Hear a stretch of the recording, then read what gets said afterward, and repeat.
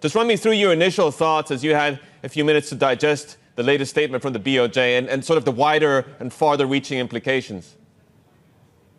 Well, my initial thoughts on seeing that is much ado about nothing is an understatement. They're tweaking things here, they're tweaking things there. The only really clear takeaway is that anyone who was thinking that we were going to see the BOJ tightening policy one way or another was completely wrong.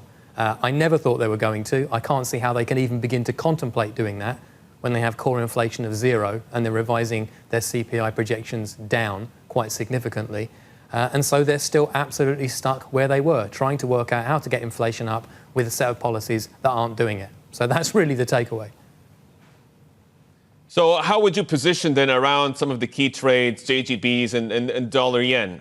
Are the moves just knee-jerk reactions that are going to moderate and flat out as traders begin to realize, or the market begins to realize, or some of the algorithms begin to wake up to the realities of what you just said? Well, in terms of the currency, we may already have seen it. We were about 110.8, we're now at 111.3. That might be about as exciting as it gets. You know, it's not nothing, but it's not huge. In terms of the yield curve, definitely it's bullish. We're going to see, bond yields coming down. They've already come down. They'll probably do a little bit more when Europe and America come in.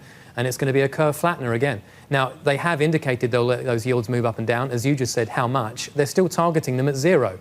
So if you've got a target of 0, what does it matter if you let them move up and down a little bit? It just means you don't have to automatically jump in the second they drift away from your range. You can sit on your hands for a day or two or whatever, but you want to make sure that they actually stay around that range over the medium to long term. So I don't really see that anything significant has changed. It's bullish for bonds, it's a curve flattener, and it's not particularly bullish for the yen.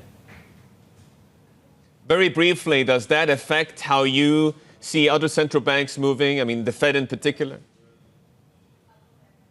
Well, the Fed are doing their own sweet thing, and the rest of the world are going to have to deal with the consequences. Certainly, it shows that Japan can't break out of QE. It makes me wonder if the ECB are ever going to really be able to do it.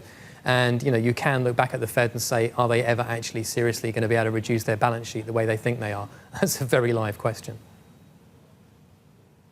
So what are your conviction calls then in light of the latest developments from some of these central banks? They're absolutely stuck. We're all stuck. They're all pretending they can raise rates and it won't cause a problem. They're all pretending they can roll back QE and it won't cause a problem. And we're going to find out the hard way they're wrong.